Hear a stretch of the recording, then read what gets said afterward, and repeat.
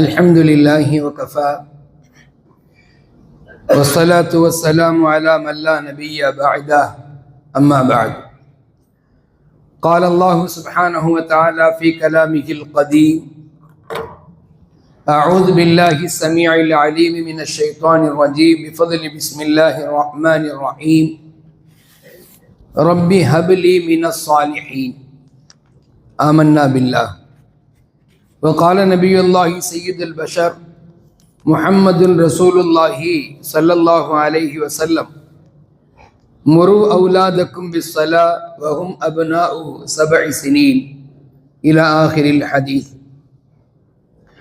صدق الله مولانا العظيم وصدق رسوله النبي الكريم ونحن على ذلك من الشاهدين والشاكرين والحمد لله رب العالمين اللهم صل على محمد طب القلوب ودوائها وعافية الأبدان وشفائها ونور الأبصار وضيائها وعلى آله وصحبه وبارك وسلم إلام والله அல்லாஹுவின் அன்பும் மேலான கருணையும் நமக்கெல்லாம் வந்து சேரட்டுமாக. நமது உயிருக்கு உயிரான உயிரினும் மேலான கண்மணி காத்தமுன் நபிக்கீன் முஹம்மதுர் ரசூலுல்லாஹி ஸல்லல்லாஹு அலைஹி வஸல்லம் அவர்களின் மேலான அன்பையும் ஷஃபாஅத்தையும் பெறுகின்ற நசீபையும் பாக்கியத்தையும் அல்லாஹ் நம் அனைவருக்கும் தந்தருள் பாலிப்பானாக. சங்கைக்கும் மிகுந்த மரியாதைக்கும் உரித்தான மேலான பெரியோர்களே, பாசத்திற்குரிய சகோதரர்களே, அன்பிற்குரிய சிறார்களே, உங்கள் அனைவருக்கும் தொடக்கமாக இஸ்லாமிய காணிக்கையாம் சலாத்தினை தெரிவித்துக் கொள்வதோடு, சலாம் சொல்லப்பட்டால் அதற்கு பதில் சொல்வது வாஜிபு என்பதை ஞாபகப்படுத்தி கொண்டவனாக எனது ஜும்ஆ உரையை துவங்குகிறேன். அஸ்ஸலாமு அலைக்கும் வரஹ்மத்துல்லாஹி வபரகாத்துஹு. கண்ணியமிக்க முஃமினீன்களே, நவம்பர் 14ஆம் தேதி குழந்தைகள் தினம் என்று, சில்ட்ரன்ஸ் டே என்று பள்ளிக்கூடங்களிலே விழா எடுத்து கொண்டிருக்கிறார்கள். இந்த குழந்தைகள் தினத்தில் நவீன உலகில் மனித சமூகத்திற்கு மிகப்பெரிய சவாலாக திகழக்கூடிய குழந்தைகள் வளர்ப்பு என்பதை நாம் சில நிமிடங்கள் நமக்கு மத்தியில் பரிமாறிக்கொள்ளவிருக்கிறோம். பல ஜும்ஆ மேடைகளில், பல மீலாது மேடைகளில் நாம் குழந்தை வளர்ப்பை குறித்து அறிந்திருந்தாலும் எந்த அளவிற்கு அதில் நாம் வெற்றி பெற்றிருக்கிறோம், நம்முடைய குழந்தைகளை கண்குளிர்ச்சியான குழந்தைகளாக வளர்த்து ஆளாக்கியுள்ளோமா, நம்முடைய பெற்றோர் நம்மை நல்ல முறையில் வளர்த்தது போல நாம் நம்முடைய பிள்ளைகளை வளர்க்கிறோமா என்பதை ஒவ்வொருவரும் ஒரு கணம் சிந்தித்து பார்ப்பதற்கு இந்த விஷயங்களை நாம் ஒரு கருவியாக, ஆயுதமாக எடுத்துக்கொள்ள வேண்டும். மேலான பெரியோர்களே, மிகப்பெரிய சவால் தான் குழந்தைகளை ஒரு நல்ல தலைமுறையாக உருவாக்குவது. காரணம், இனி அடுத்த கட்ட தலைமுறைகள் சிறந்தவர்களாக வருவதற்கு இப்பொழுதுள்ள பெற்றோரும் ஆசிரியர்களும் தங்களுடைய பிள்ளைகளை எப்படி வளர்த்து ஆளாக்குகிறார்களோ அதன் அடிப்படையிலேயே அமைகிறது. இப்ப முன்பிருந்த காலத்தை விட இந்த காலத்தில் நாம் எப்படி இருக்கிறோம், இனி வரும் காலங்களில் நம்முடைய குழந்தைகள், அவர்களின் குழந்தைகள் எப்படி இருப்பார்கள் என்பதை கற்பனை செய்வதற்கு கொஞ்சம் அச்சமாக இருந்தாலும் அதிலிருந்து விடுபடுவதற்கு நமக்கான வாய்ப்புகளும் வழிகளும் உண்டு. என்னவென்றால், நம்முடைய குழந்தைகளை மிக சிறந்த குழந்தைகளாக வளர்த்து ஆளாக்குவது. குறிப்பாக இஸ்லாமிய சமூகம் எதிர்காலத்தில் நல்லதொரு தலைமுறையை உருவாக்குவதற்கு கடமைப்பட்டுள்ளோம்.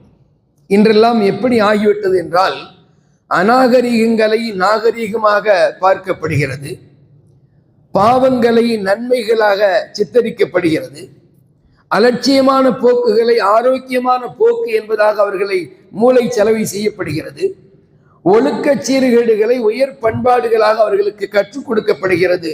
இப்படி ஒரு அபாயகரமான பாதையில் நம் சமூகத்தின் தலைமுறையினர் பயணிக்க தொடங்கி இருப்பதை நாம் பார்க்கிறோம். கொஞ்சம் அச்சமாகத்தான் இருக்கிறது. ஆனாலும் இஸ்லாம் நம்மை கை கொடுத்து தூக்குகிறது.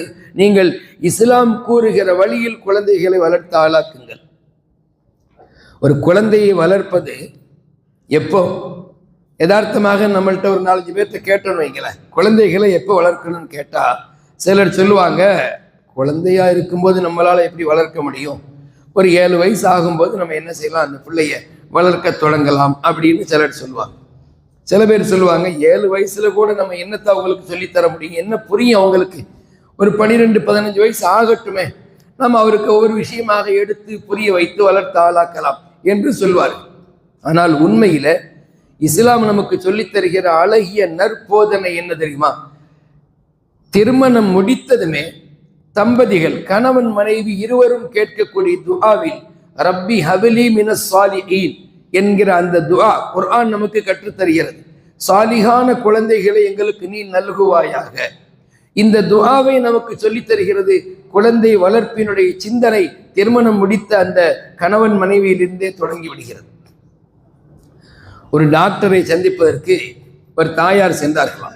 அவர் ஒரு இஸ்லாமிய டாக்டர், ஹக்கீம் என்று சொல்வார்கள் அல்லவா, அவரிடத்தில் சென்றார்கள்.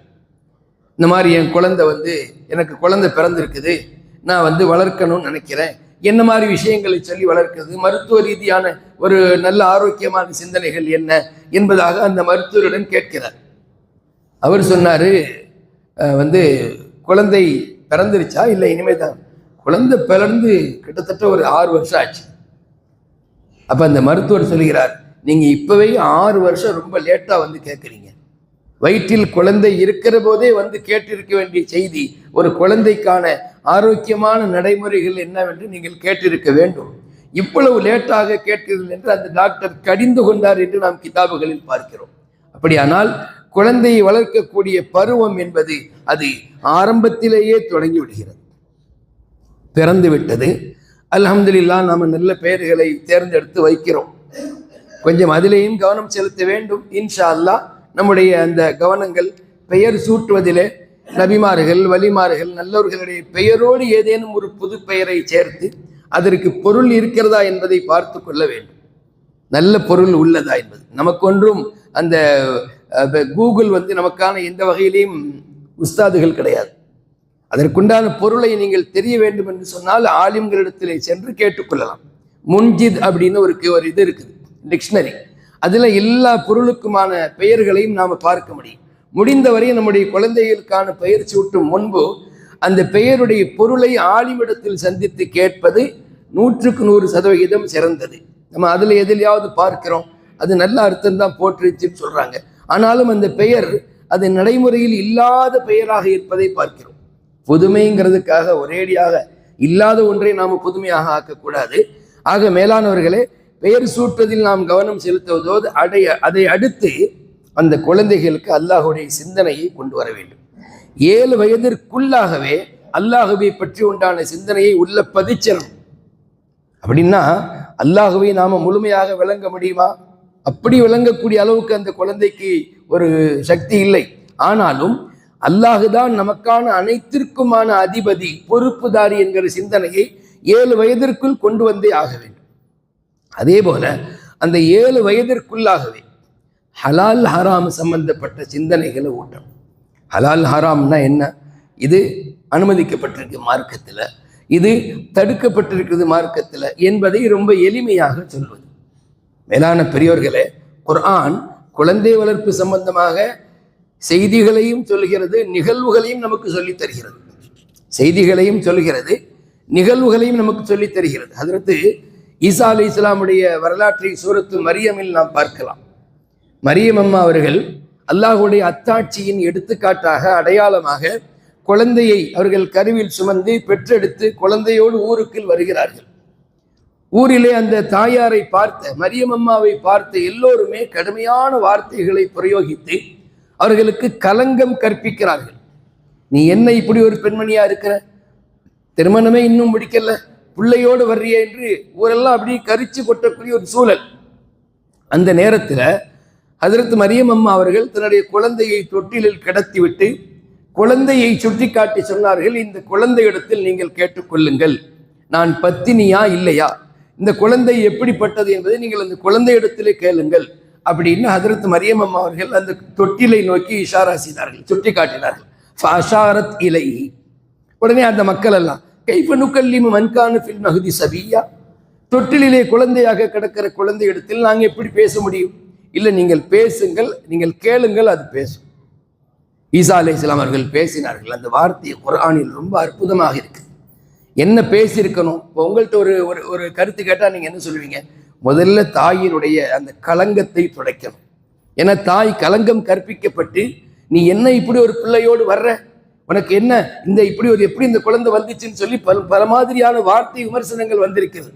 அதற்கான பதிலளிக்கும் விதமாக எப்படி வந்திருக்க வேண்டும்?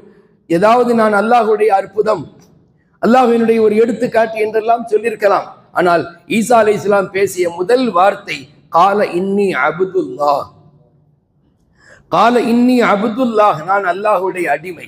அல்லாஹுடைய அடிமை என்று அவங்க சொன்னதுல நமக்கு ஒரு பாடம் தெரிகிறது. குழந்தைகளுக்கு அல்லாஹ் என்கிற சிந்தனையை 7 வயதிற்குள்ளாகவே நாம் புகுத்திவிட வேண்டும். அப்பதான் நாம தொழுகைக்கு அழைச்சிட்டு வரும்போது அவனுக்கு தெரியும் நம்ம அல்லாஹுக்காக தொலை வந்திருக்கோம். இல்லைன்னா பள்ளியில வந்து நம்ம சப்புக்கு முன்னால ஓடிக்கிட்டு இருப்போம். ஏன்னா நம்ம அவனுக்கு அந்த அளவுக்கு நம்ம பாடம் சொல்லி தரல. அட பையன் தானுங்க, குழந்தை தானுங்க, அவனுக்கு நம்ம அப்புறமா சொல்லலாம் அப்படின்னு பள்ளிக்கு ஒரு தபர்ருக்கன் கூப்பிட்டு வந்துடணும். அந்த கூப்பிட்டு வரக்கூடிய ஒரு போதனையை விட, ஒரு நடைமுறையை விட 7 வயதிற்குள்ளாகவே நாம் அல்லாஹ்வை பற்றி உண்டான ஒரு அச்சத்தையும் ஒரு பயத்தையும் உள்ளத்திலே புகுத்திவிட்டு அல்லாஹுதான் நமக்கு எல்லாம் தருகிறான், அல்லாஹுதான் நம்மை வளர்த்து ஆளாக்குகிறான் என்கிற சிந்தனை உண்டாக்கிவிட்டால் பள்ளிக்குள் அந்த குழந்தை பக்தியோடு வரும். பள்ளிக்குள் அந்த குழந்தை பக்தியோடு வந்து அது எதுவும் தெரியாவிட்டாலும் மிக சரியான முறையிலே குனிந்து நிமிர்ந்து தொழுகையினுடைய அந்த விஷயங்களை எல்லாம் நிறைவேற்றும். அப்ப மேலான பெரியவர்களை நான் சொல்ல வந்தது, ஈசா அலைஹிஸ்ஸலாமுடைய வார்த்தை கால இன்னி அப்துல்லாஹ், நான் அல்லாஹ்வுடைய அடிமை. அதை தொடர்ந்தவர்கள் சொன்ன வார்த்தை அனைத்துமே நான் நல்லதொரு குழந்தையாக அல்லாஹ் என்னை ஆக்கியிருக்கிறான். என்னை என் தாய்க்கு நற்பண்புகளை நல்ல முறையில் நடந்து கொள்ளக்கூடிய குழந்தையாக ஆக்கியிருக்கிறான் என்றெல்லாம் அவர்கள் சொல்லக்கூடிய அந்த பண்புகள் எல்லாம் நம்முடைய குழந்தைகளுக்கு நாம் கற்றுத்தர வேண்டும். அப்ப 7 வயதிற்குள் 7 வயதை அந்த குழந்தை அடையும் போது நாம அல்லாஹுவை பற்றி உண்டான சிந்தனைகளை உண்டாக்கிவிட வேண்டும். மேலான பெரியோர்களே, ஹஜ்ரத் ரசூலுல்லாஹி ஸல்லல்லாஹு அலைஹி வஸல்லம் அவர்கள் தன்னுடைய பேர குழந்தைகளை வளர்த்தார்கள். அவர்களுக்கு அல்லாஹு தஆலா மகன்களுக்கான ஹயாத்தை கொடுக்காவிட்டாலும் பெண் பிள்ளைகளை வளர்த்ததோடு பேர பிள்ளைகளை அவர்கள் மிக சரியான பாதையில் வளர்த்து எடுத்தார்கள். குறிப்பாக ஹலால் ஹராம் சம்பந்தப்பட்ட சிந்தனைகளை ஹசன் ஹுசைன் ரலியல்லாஹு அன்ஹுமா இருவருக்கும் மிக அற்புதமாகவே பாராட்டி அதை போதித்து வளர்த்தார்கள். அப்படிதான் ஒரு தடவை இமாம் ஹசன் ரலியல்லாஹு அவர்கள் ஒரு சதக்காவுடைய ஒரு பேரித்த மலத்தை எடுத்து பசியினால், விளையாட்டுத்தனமாக இல்லை, பசியினால் எடுத்து வாயில் போட போகிறார்கள். சரியான பசி. ஹஜ்ரத் ரசூல் ஸல்லல்லாஹு அலைஹி வஸல்லம் மகளுடைய வீட்டிலே ஒரு முழுமையான அளவுக்கு வயிறார உண்வதற்கான உணவுகள் எல்லாம் கிடையாது. எப்பொழுதாவது உணவுகள் கிடைக்கும், சாப்பிடுவார்கள். ஹஜ்ரத் அலி ரலியல்லாஹு அவர்கள் எங்காவது சம்பாதித்து கொண்டு வந்து சில திரகங்களை கொண்டு வருவார்கள். அதை கொண்டு ரொட்டிகள் சமைத்து சாப்பிடுவார்கள். இதுதான் ஒரு நிரந்தர வருமானமோ ஒவ்வொரு நாளுக்குண்டான வேலையோ கிடையாது. கிடைக்கிற வேலைகளை பார்ப்பார்கள், அதில் வரக்கூடிய வருமானத்தை கொண்டு வருவார்கள். மாவை வாங்கி வந்து அதை குழைத்து ரொட்டி சுட்டி சாப்பிடுவார்கள். இப்படிதான். அப்போ ஒரு நாள் அப்படி ஒரு பசியினுடைய சூழல், வீட்டிலே சமைக்கப்படவில்லை. அந்த நேரத்தில் குழந்தையாக இருந்த இமாம் ஹசன் ரலியல்லாஹு அவர்கள் சதகாவின் மூலமாக வந்திருந்த ஒரு பேரித்தம்பழத்தை எடுத்து வாயில் போடும்போது யோசித்து பாருங்கள், அந்த குழந்தைக்கு நபி ஸல்லல்லாஹு அலைஹி வஸல்லம் உடனே சத்தமிட்டாங்க, பஹ் பஹ், அதை துப்பிவிடு, அதை கீழே உமிழ்ந்து விடு, அதை உண்ணக்கூடாது. பசியாக இருந்தாலும் ஹராம் நமக்கு அனுமதிக்கப்பட்டதில்லை. நபியினுடைய குடும்பத்தார்களுக்கு சதக்காக்களை உண்வது ஹராம் என்பதை நபி ஸல்லல்லாஹு அலைஹி வஸல்லம் அந்த குழந்தை பருவத்திலே சொல்லிக் கொடுத்ததை பார்க்கும்போது உண்மையில் நாம் நம்முடைய குழந்தைகள் விஷயத்தில் அவ்வளவு விழிப்புணர்வாக இருக்கிறோமா என்பதை சிந்திக்க வேண்டும். ஹராம் ஹலால் விஷயத்தில் நாம் சரியான முறையில் கவனிப்பதில்லை. அவருடைய ஸ்கூல்களில் அவர்கள் நடந்து கொள்ளக்கூடிய செய்திகளை நாம் கேட்டு சமயத்தில் சிரிக்கிறோமே தவிர நீ தவறு செய்தா என்று சொல்வதற்கு கூட நாம் தயாராக இல்லை. ஒரு குழந்தை எப்படி வளர்கிறதோ அப்படித்தான் பின்னால் இருக்கும். அதில் எந்த மாற்று கருத்தும் இல்லை. அப்பொழுது ஒன்று இப்பொழுது ஒன்றெல்லாம் இருக்காது. ஒரு மிகப்பெரிய சாலிகான மனிதர் குழந்தை பிராயத்தில் சாலிகான முறையில் வளர்க்கப்பட்டவர் கெட்டுப்போவார் என்பது பெரும்பாலும் ஏன் இல்லவே இல்லை.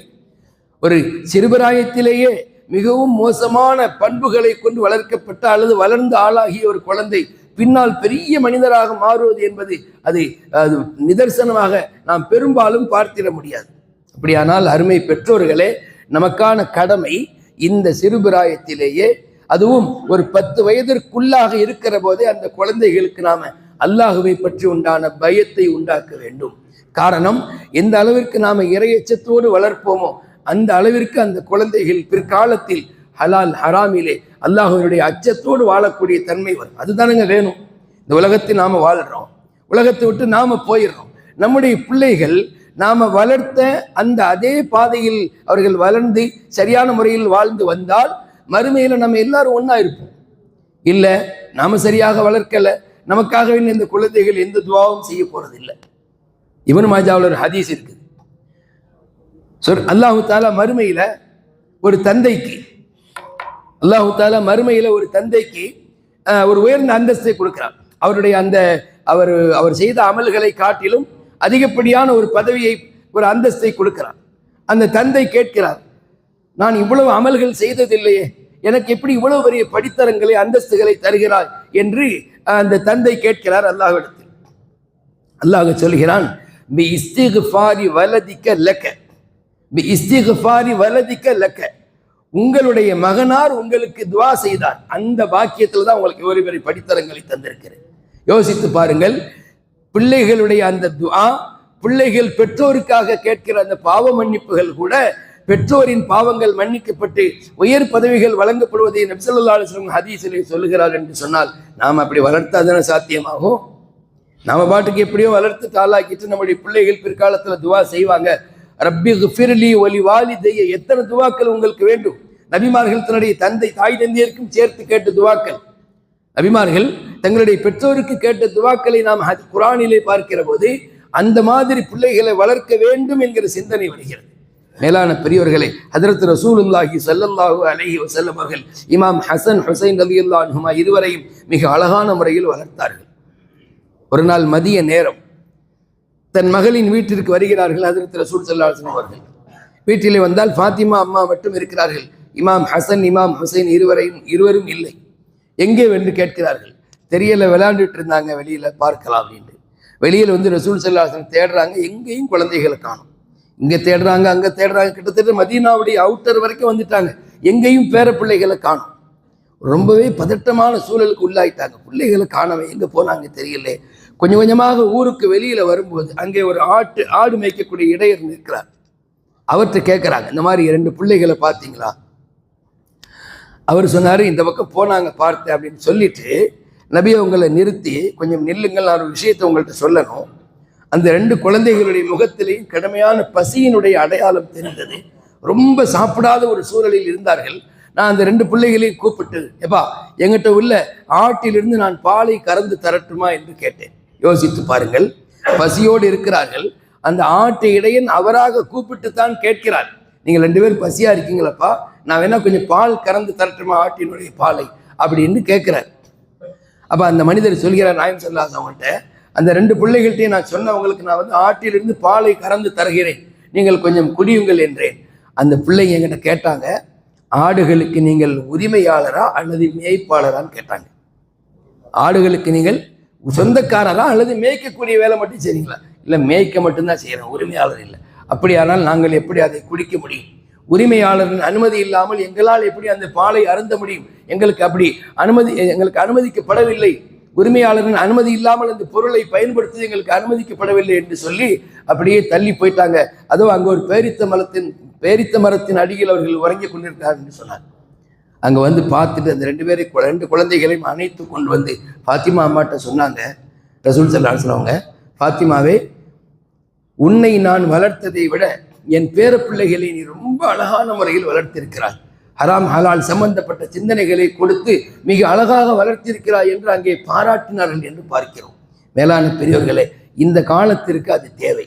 அதாவது மொபைல் இல்லாமல் நம்முடைய பிள்ளைகளை வளர்க்கிறது ரொம்ப கஷ்டம் இல்லையா? நாம சொல்லிடுறோம், இல்லைங்க அதெல்லாம் சாத்தியமே இல்லை, மொபைல் இல்லாமல் இன்னைக்கு ஒரு குழந்தையை நம்மளால வந்து அதை சரி கட்டவே முடியல. சமீபத்தில் பேங்க்குக்கு போயிருங்க. பேங்க்கில் ஒரு தாய் தன்னுடைய குழந்தையோடு வந்திருந்தாங்க. அவங்க வீட்டுக்காரர் எங்கே வெளியில் இருக்காரு தெரியுது, வந்திருந்தாங்க. அந்த குழந்தை ஒரு சிறு குழந்தை தான், அடிக்கடி அழுகிற குழந்தை போல. ஃபோனை கொடுத்துட்றாங்க, அழுகையை நிறுத்திடுது. ஃபோனை கொடுத்த உடனே அழுகையை நிறுத்திடுது. இவங்க போய் அந்த கவுண்டரில் நின்று பணம் கட்டுறாங்க.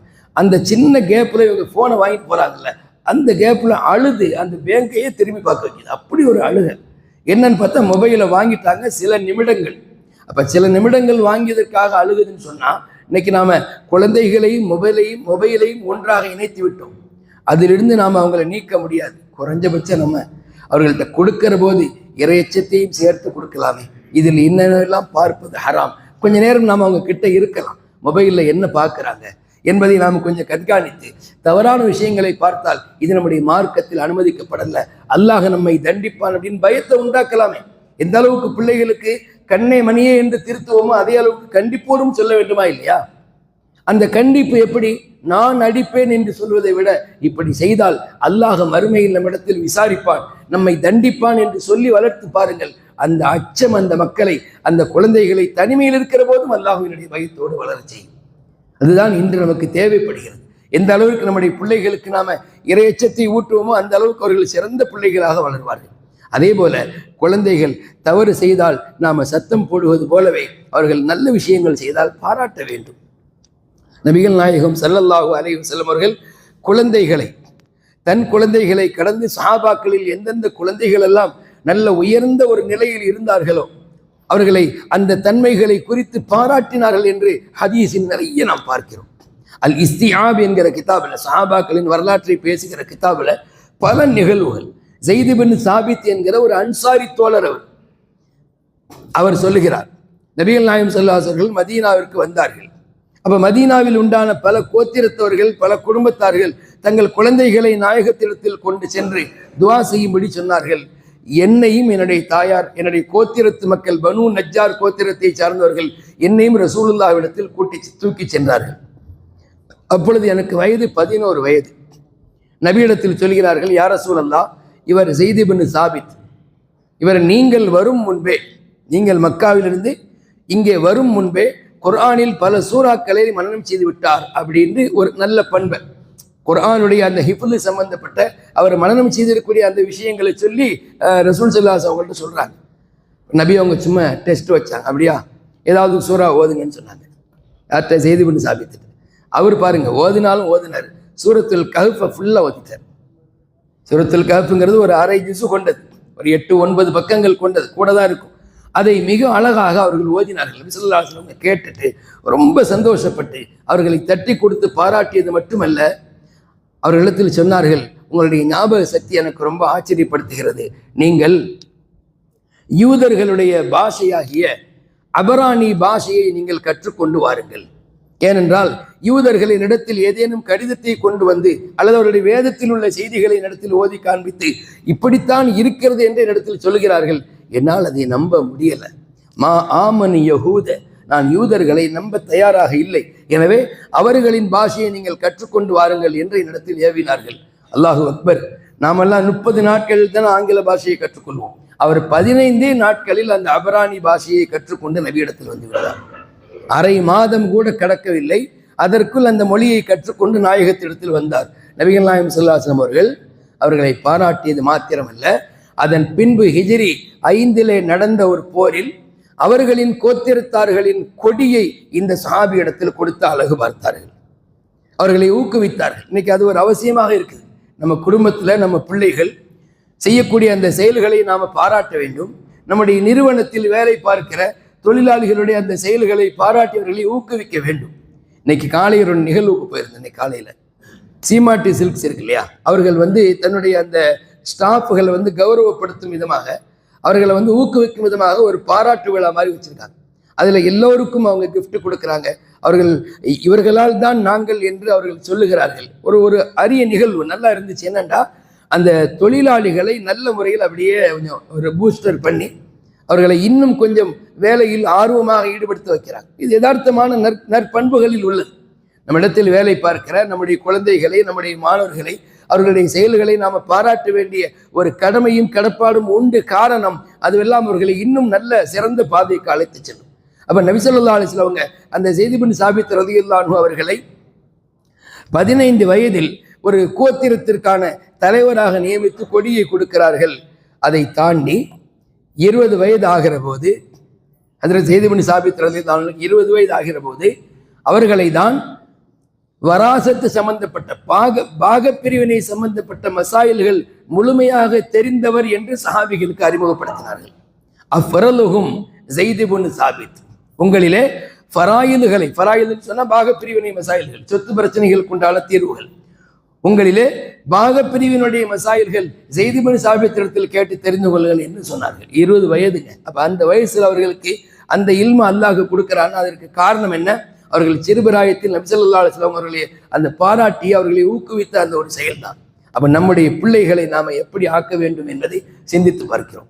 இன்னும் கொஞ்சம் காலம் கடந்து நபியினுடைய வஃபாத்துக்கு பிறகு அபூபக்கர் ரலியல்லாஹு அன்ஹுடைய காலத்திலே ஒரு போரில் ஒரு 70 ஹாஃபிதுகள் கொல்லப்பட்ட போது குர்ஆனை சேகரிக்க வேண்டும் என்கிற ஒரு சிந்தனை ஹஜ்ரத் அபூபக்கர் ரலியல்லாஹு அன்ஹு சொல்லப்பட்ட போது அதற்கான பொறுப்பிலே தலைமை பொறுப்பு கொடுத்தார்கள் ஸைத் இப்னு சாபித் ரலியல்லாஹு அன்ஹு. நீங்க தான் குர்ஆனை சேகரிக்கணும், உங்கள்கிட்ட தான் குர்ஆனில் நின்றும் பெரும் பாகங்கள் மனனமாக இருக்கிறது என்று.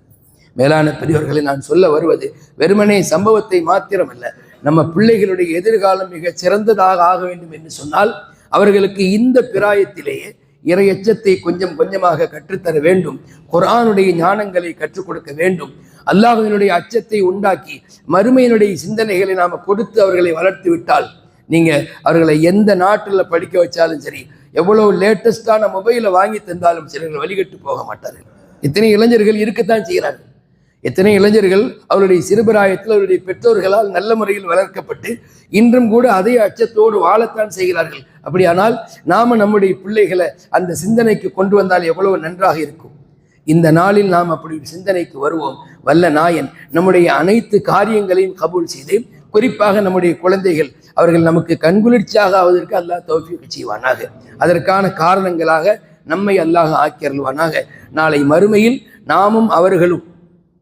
நாமும் அவர்களும் சொர்க்கத்தில் ஒன்றாக தங்கக்கூடிய ஒரு நல்ல தௌஃபீக்கை அல்லாஹ் நமக்கு தந்தருள்வானாக என்கிற நல்ல துவாக்களோடு நீண்ட நெடிய நாட்கள் நோய் நொடிகள் இல்லாமல் மன அமைதியோடும் இன்பத்தோடும் அல்லாஹுவை நின்று தொழுது வணங்கி வழிபடும் பாக்கியத்தை அல்லாஹ் எனக்கும் உங்களுக்கும் நம்மை பெற்றெடுத்த நம்முடைய பெற்றோர் நமது மனைவி மக்கள் உற்றார் உறவினர் யாவருக்கும் தந்தருள்வானாக. நமது உயிருக்கு உயிரான உயிரினும் மேலான கண்மணி நபிகள் நாயகம் ஸல்லல்லாஹு அலைஹி வஸல்லம் அவர்களை கனவிலும் நினைவிலும் கண்டுகளித்து வாழுகிற தௌஃபீக்கை தந்தருள்வானாக. மருத்துவமனை செலவுகளை விட்டும் மருத்துவமனை சிரமங்கள் எட்டும் அல்லாஹ் நம்மை பாதுகாத்தருள்வானாக. தௌபா இல்லாத திடீர் மரணங்கள் எட்டும் அல்லாஹ் நம்மை பாதுகாத்தருள்வானாக. நம்முடைய பயணங்களின் போது அல்லாஹ்வே முன்னாலும் பின்னாலும் வலதிலும் இடதிலும் பாதுகாவலனாக வந்தருள்வானாக என்கிற நல்ல துவாக்களோடு உங்கள் எல்லோருடைய துவாவையும் ஆதரவைத்தவனாக எனது வார்த்தைகளை நிறைவு செய்கிறேன்.